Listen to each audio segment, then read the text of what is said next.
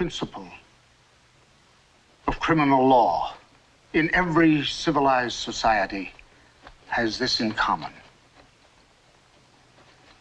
Any person who sways another to commit murder,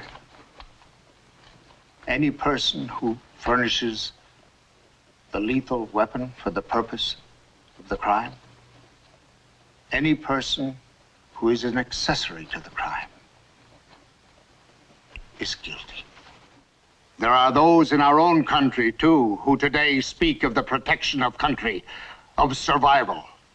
A decision must be made in the life of every nation at the very moment when the grasp of the enemy is at its throat. Then it seems that the only way to survive is to use the means of the enemy, to rest survival upon what is expedient, to look the other way. Well, the answer to that is survival as what? A country isn't a rock. It's not an extension of oneself. It's what it stands for. It's what it stands for when standing for something is the most difficult.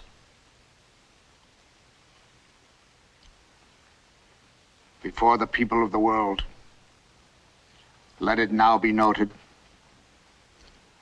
that here in our decision, this is what we stand for: justice, truth,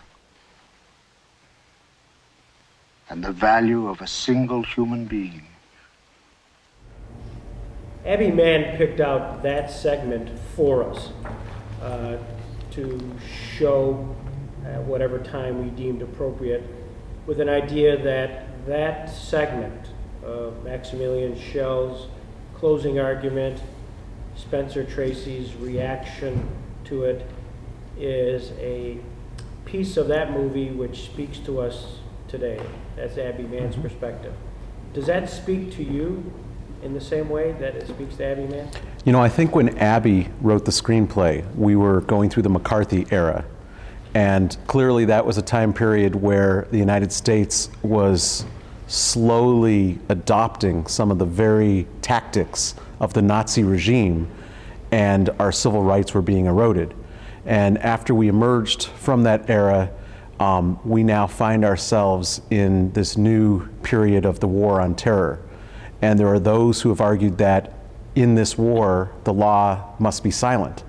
There are things going on in our own country today where people are making the argument, the very argument that Spencer Tracy warned against, saying that it is necessary for the protection and survival of our country to put our principles aside. It is necessary for us, for example, to detain people without giving them trials, without giving them rights to have any kind of lawyer, and to put them in detention forever as long as this war goes on. It's appropriate, some argue, for the government to eavesdrop on every American without permission, without a warrant from a court, because that's necessary in order to maybe protect us from terrorism. And it is necessary for the United States to kidnap people and put them in black sites around the world, and to even use acts of heinous torture, which normally would violate the most important treaties of our country that it is a party to, because it's necessary. And I think when Spencer Tracy says a country is more than a rock, it's more than an extension of oneself, it's what it stands for. It's what it stands for when standing for something is the most difficult. That is the lesson of our time. While we're fighting this war on terrorism, we have to remember that we lose the war not by combating the terrorists, but we lose it if we give up all of our civil liberties, the very liberties that make us special as a country. And I do think that we are in a very precarious place right now as a country. You are one of the foremost authorities on international criminal law. You're also one of the foremost authorities on Star Trek. Connect the two for me.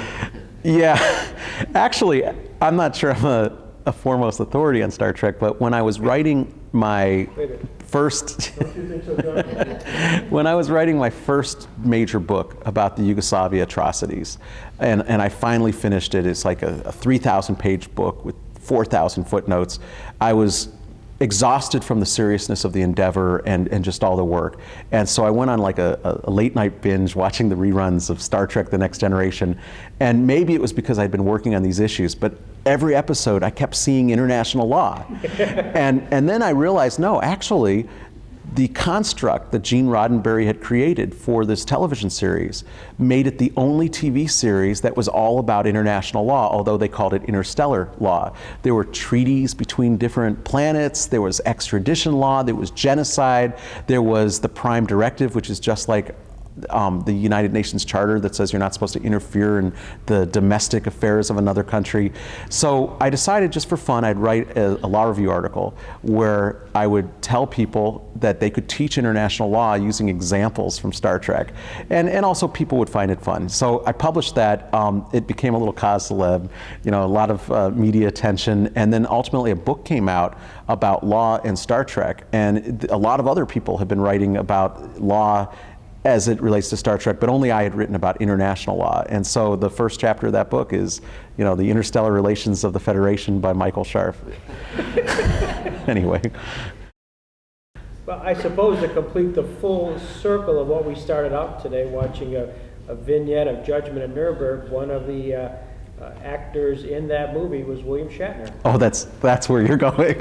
Yes, well, that's where I was going. I just thought about that's that. Right. Yes, Captain Kirk got his start, his big Hollywood break in Judgment at Nuremberg. He's that really, really good-looking bailiff to Judge Hayward. But ultimately, when you compare what he looks like now in what's his new show, Boston Law. Yeah, it's kind of sad.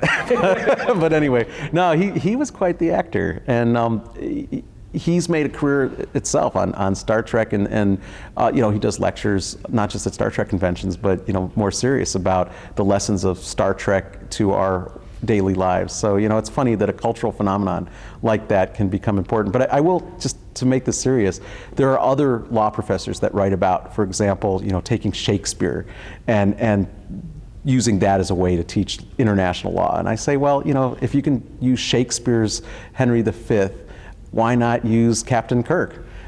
Certainly the students in the classroom know Kirk a lot better than they know Henry V.